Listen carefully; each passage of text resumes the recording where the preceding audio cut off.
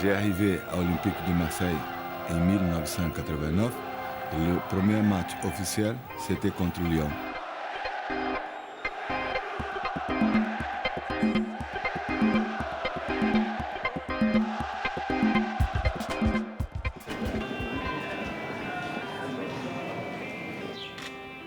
Je suis toujours content quand j'arrive à Marseille parce que j'ai passé ici 3 ans merveilleux de ma vie. C'était dingue, c'était le meilleur moment de ma carrière. Bon, demain, fouler la pelouse pour donner le coup d'envoi, ça te... Ouais, ça va me donner plaisir beaucoup, beaucoup. Et j'espère que pour donner un bon coup d'envoi et qui donne la chance à Marseille de gagner le match.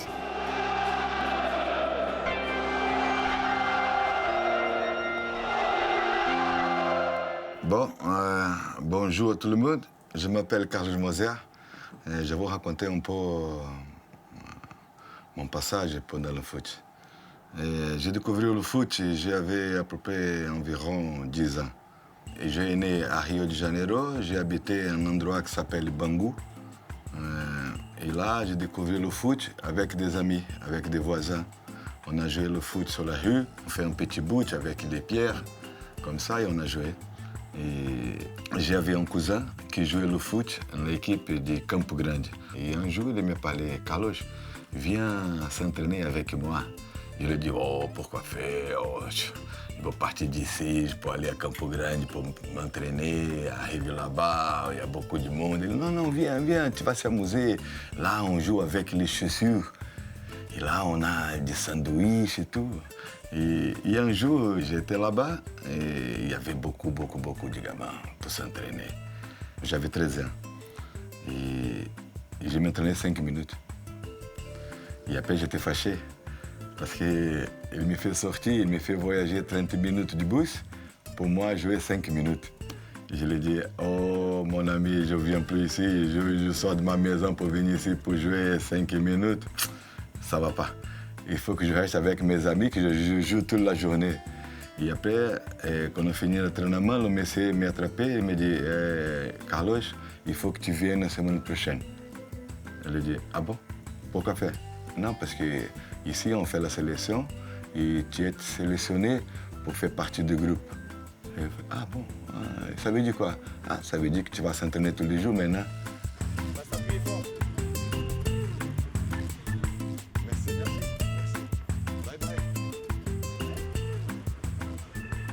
Et j'ai joué à Flamengo 11 ans. L'an après, il est venu un monsieur qui m'a invité à jouer à Benfica. À la fin de la 2e saison, le même monsieur, il me dit, Carlos, il y a un club français qui voudrait que tu joues avec eux. Et je lui ai demandé quel club. Il me dit, ouais, c'est Olympique de Marseille. Je lui ai dit, oh, Olympique de Marseille. Il n'a même pas regardé combien je veux toucher. Il n'y a rien, j'ai signé vite. 10 mecs, 10 mecs. Mon bon arrière gauche. Ça, c'est mon petit pied. Ça, c'est le père de Grand Rodolphe. Il n'est pas joli, hein?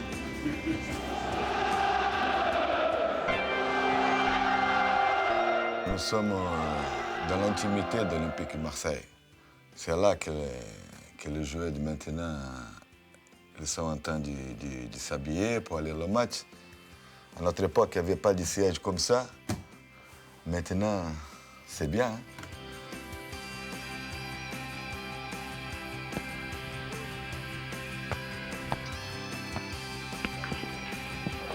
Quand j'arrivais ici, Marseille a déjà été 2 fois champion national, qui était une équipe qui jouait bien. On avait un effectif merveilleux. Hein? J'arrivais ici, j'avais 29 ans. Et à l'âge de 29 ans, les gens doutent un peu si tu es capable ou pas. Moser touche son premier ballon dans le championnat de France. Belle accélération de Berghuis avec Papin. Papin de l'autre côté pour Moser qui est bien parti et but 4-0, but de Moser.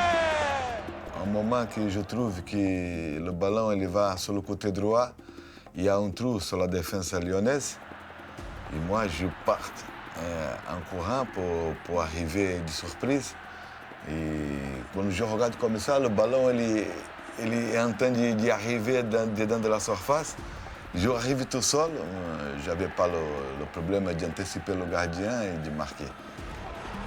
Et regardez-le, il appelle comme là-bas, comme chez lui, il appelle tous ses coéquipiers et ils vont tous venir car Moser en quelques jours a fait la conquête de toute son équipe. Et là pour moi c'était phénoménal parce que le premier match que j'ai fait avec le maillot marseillaise, j'ai arrivé à marquer un but, wow, c'était bien.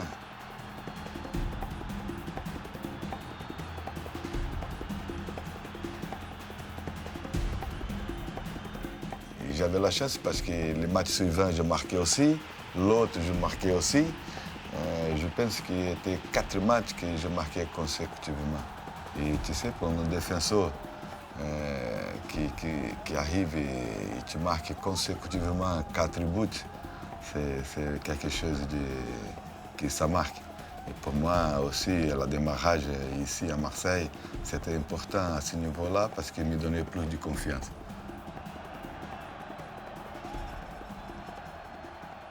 C'était un bon démarrage.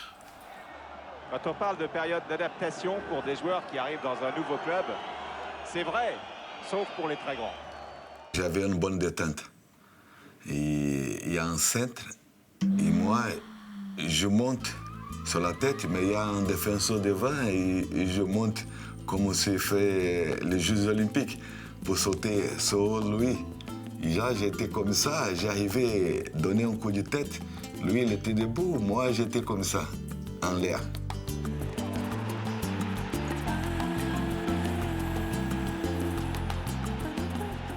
Et je ne sais pas si je marquais le but ou non, mais c'était une chose qui m'impressionnait à l'époque. Comment j'ai arrivé à faire un truc comme ça.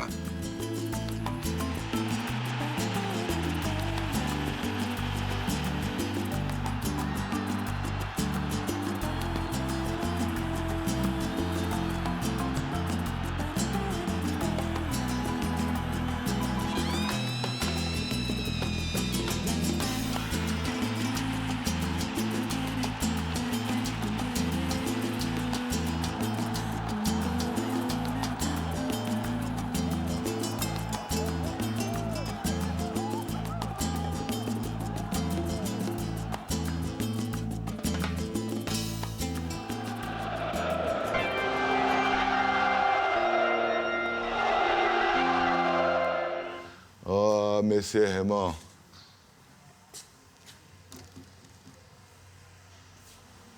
C'était mon coach. Le plus intelligent que j'ai trouvé. C'était un malin qui, mon bon Dieu, le garde bien. Ah, ça c'est monsieur Papa. C'est notre buteur. Chaque fois que le ballon arrivait sur son père, il est cadré et on était certain qu'il va marquer. Oh, Abedi. Il était toujours comme ça. 1, 2 pour faire le marquage, mais ils n'ont pas réussi à l'arrêter. Parce que c'était très vivant, Abedi. Très vite, très rapide. Une fois, on était en fête à la maison d'Abedi. Et le petit Ayou, il n'arrêtait jamais de pleurer. Et là, j'ai pris dans le bras, je le gâtais un peu, il était comme ça. Et maintenant, il est comme ça, costaud, et comme son père. On avait une bonne ambiance. Quand on est parti au vert, tout le monde s'est amusé. C'est vrai que je n'ai pas m'amusé beaucoup parce que j'avais du mal à comprendre les choses, mais j'étais toujours sur le chemin. J'étais toujours le dernier, je suivais tout le monde partait à droite, je partais à droite, tout le monde partait à gauche, je partais à gauche, parce que l'équipe, elle était toujours solidaire. C'était une chose que beaucoup j'ai remarqué, tout le monde était toujours ensemble, tout le monde rentrait dans la même chambre, presque pour s'amuser, pour jouer les cartes, pour jouer tout. On faisait beaucoup du barbecue, les orphelins, ils étaient aussi toujours ensemble. On a joué le beau, là. Oh là là, c'est moi. Mais lui là, je ne parle pas. Moi. Et ça nous permettra d'être plus solidaires, intimes, de savoir quel problème il y a un de l'autre, de pouvoir donner du conseil, d'aider, de partager les choses pour être vraiment une famille. Et là, nous étions vraiment une bonne famille.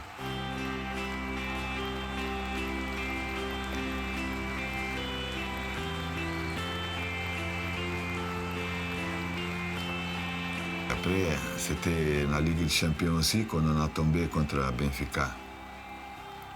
C'était aussi des matchs qui a bougé aussi avec mon sentiment aussi parce que j'ai passé 12 ans avant de venir à Marseille, à Benfica.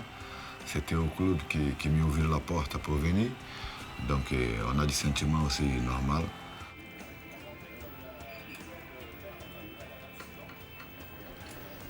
Là. Voilà. Tu sais, il y a une histoire entre moi et Magnusson. Quand on joue ensemble, à niveau d'entraînement,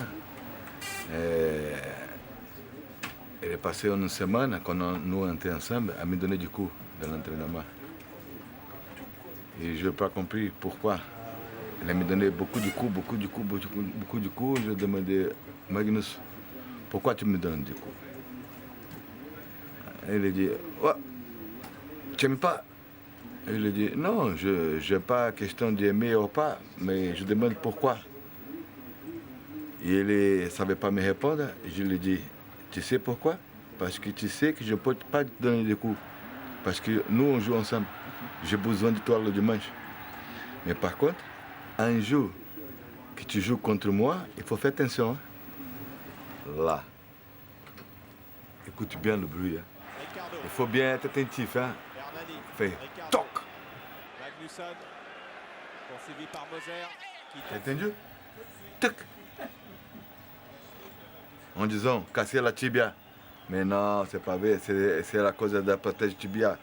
C'est un carbone. Il fait beaucoup de bruit quand tu touches. Toc. Dans le centre, je crois que le ballon vient sur moi. Ils ont donné beaucoup d'espace à moi. Je ne peux pas donner.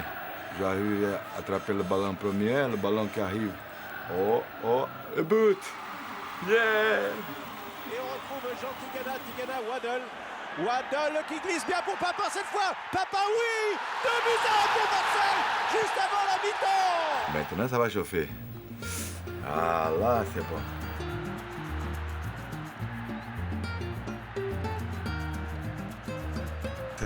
C'est psychologique. Il faut que tu regardes ton adversaire avec les yeux. Et là, on faisait couramment ça pour montrer que tu es plus fort, tu sais.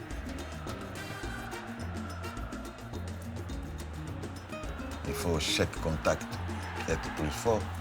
Il faut chaque vitesse que tu arrives le premier. Il faut chaque ballon en l'air, il faut la gagner pour pouvoir donner peur à ton adversaire. Et là, on était nickel à ce sujet-là. On voit avec Waddle au corner, une sortie de Silvino qui boxe et une frappe et un but qui rentre pas, non, il n'est pas rentré. Et on a bien joué, on a fait un match fantastique. Je me rappelle qu'on a explosé dans le match de la deuxième mi-temps. Ovation pour Moser. C'était vraiment un groupe solidaire. Il faut être vraiment ami pour réussir. Quand tu es vraiment solidaire, ça, tu peux compter sur le terrain. Le moment que tu es un peu faible, tu reçois du soutien avec tes amis parce que tes amis regardent que tu n'es pas bien et ils sont en train de t'aider. Mais il faut voir vraiment l'amitié. Ça faisait la différence.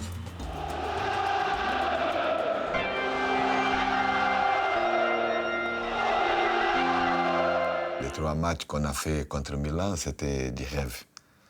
Parce qu'à l'époque, Milan était le Barça de maintenant. Il y avait de grands joueurs. Et on a réussi en 3 matchs, fait 3 matchs merveilleux. Le premier, c'était à Milan.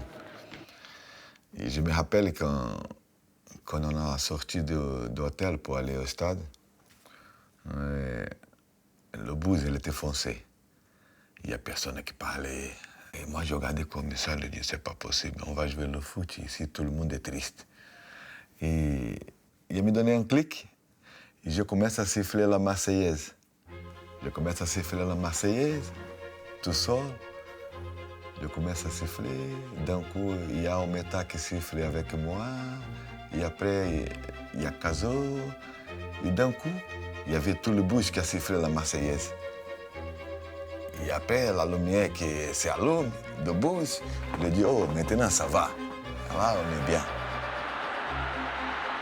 Premier grand rendez-vous européen pour le club marseillais, probatoire pour une équipe à l'ambition dévorante. Je me rappelle que j'ai fait une bêtise parce que le premier but du Milan AC, c'est moi qui ai fait la bêtise. Moi, Caso. Plus moi, parce que Caso, je pense qu'il avait peur. Peu d'occasions durant les 10 premières minutes, jusqu'à cette énorme faute de la défense marseillaise. Moser s'apprête à servir Olmeta lorsque le pied droit de Casoni ralentit la balle. Goulit est en embuscade et ne laisse aucune chance au gardien de l'OM. Oh là là. Tu sais, c'était la même chose qui a tombé par terre. Oh, on était gelés. Et là, on a fait une petite réunion sur le grand cycle. Et on parlait, les gars, on joue bien, on va égaliser le plus vite possible. Il faut le faire le plus rapidement. On a essayé de jouer comme au Milan, à pressionner, à monter, et à pas laisser d'espace pour que notre milieu de terrain pouvait se déplacer trop. Après 5 minutes, il y a le but. Il y a le but et on a fait un match de rêve. J'ai fait un match nul à Milan contre le Milan AC, c'était un exploit fantastique. Depuis ce match qu'on a fait contre le Milan AC, on a joué de manière différente. On a joué comme on a fait à Milan. On a pressionné beaucoup, on a donné la possibilité de notre milieu de terrain, de nos attaquants, bouger au moins d'espace possible à niveau du comportement défensif. Là, on essayait toujours de récupérer le plus haut possible le ballon. On a transformé les idées.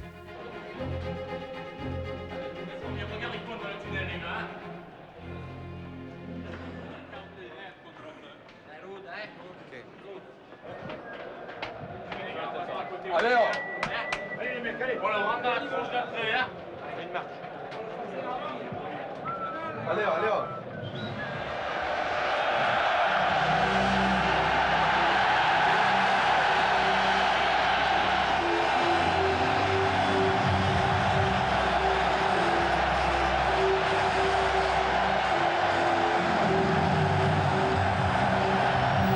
Regardez-vous bien, les spectateurs. Le positionnement de toutes les deux équipes qui ont été à 40 mètres. Baresi et moi, 40 mètres de profondité et après tous les 20 joueurs ils sont là-dedans. Ça c'est la pression. L'équipe de Milan joue dans le camp de Marseille et surtout, elle joue avec un Franco Baresi qui, lui, regardez, est très très loin de son gardien de but. Et ça, c'est une différence fondamentale avec le match aller où ce sont les Marseillais qui avaient réussi à jouer loin d'Olmeta. Top. Les deux équipes s'étaient concentrées dans une petite surface autour de la ligne médiane.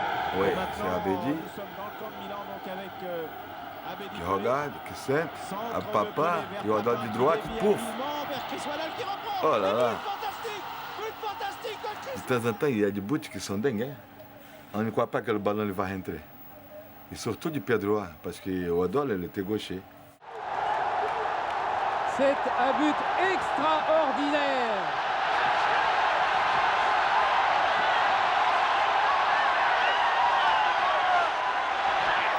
Et après, c'est la folie. C'est la folie totale. Ça, c'est une histoire merveilleuse de notre carrière. Et la deuxième mi-temps, on avait du mal. On avait du mal parce que Milan les poussait beaucoup. Et j'avais du camp partout. J'étais fatigué. Et je me dis, oh là là, on va pas. Je pensais pour moi qu'on ne va pas réussir à tenir un 0.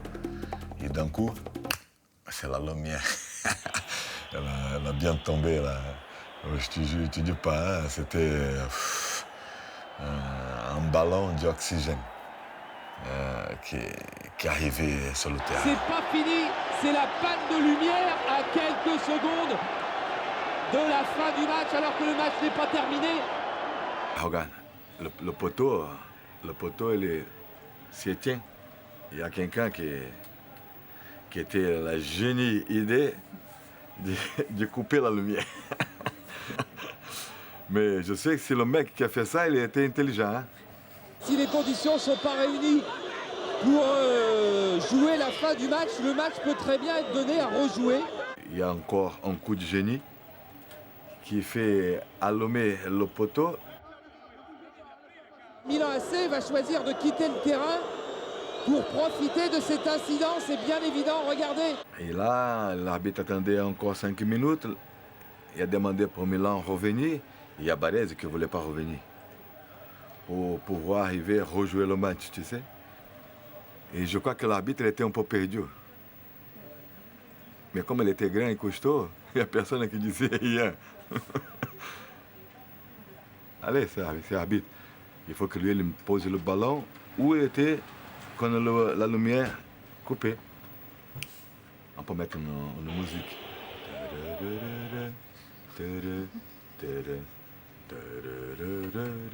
Abi dit, regarde, donne-moi la balle, donne-moi la balle, donne-moi la balle.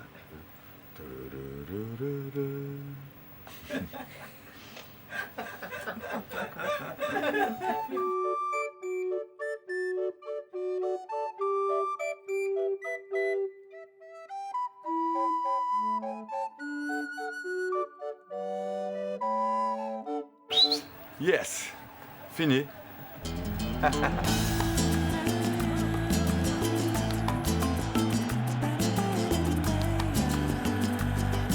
suis encore le poil qui monte.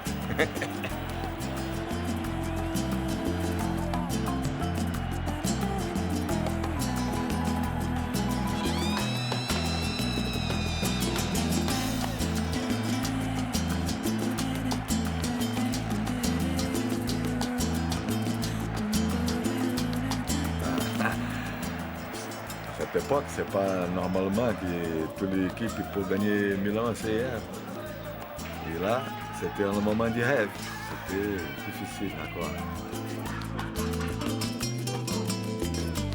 On a fait un changement qu'on était plus solide, plus clair, plus envie et plus conscient qu'on était capable, individuellement et comme équipe. 1991-92, l'OM établit un record historique d'efficacité défensive qui est toujours debout, avec seulement 21 buts concédés en 38 journées.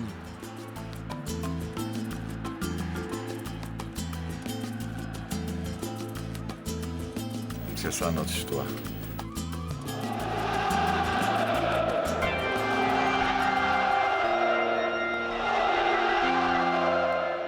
Bon, maintenant, je rentre sur le terrain et on va commencer un autre match. À tout à l'heure.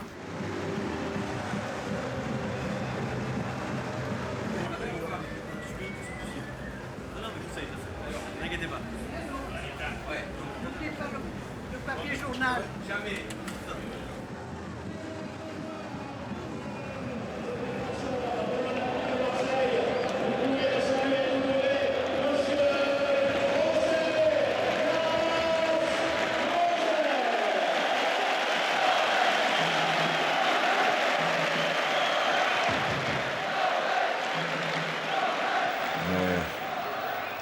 La fin de la saison, on est à 92. J'ai sorti du club et il me fait transférer à Benfica. Et Marseille, il a joué encore la Ligue des Champions et ils étaient champions. Contre Milan, c'est la finale. Et peut-être la réussite de cette coupe, c'était le Marseille a déjà gagné 3 fois.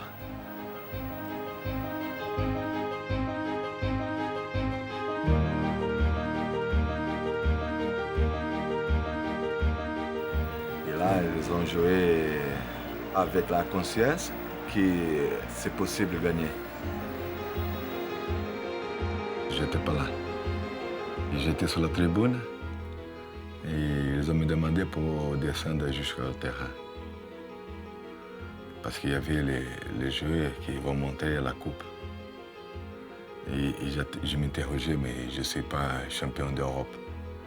Mais c'était les amis qui ont voulu que je descende parce que pour eux, je fais partie aussi de la coupe. Donc pour moi, c'était émotionnel. On a fait le tour et tout, j'étais là, je ne sais pas pourquoi, mais on a fait le tour. Et là, pour le bref moment, je me sentais aussi champion d'Europe.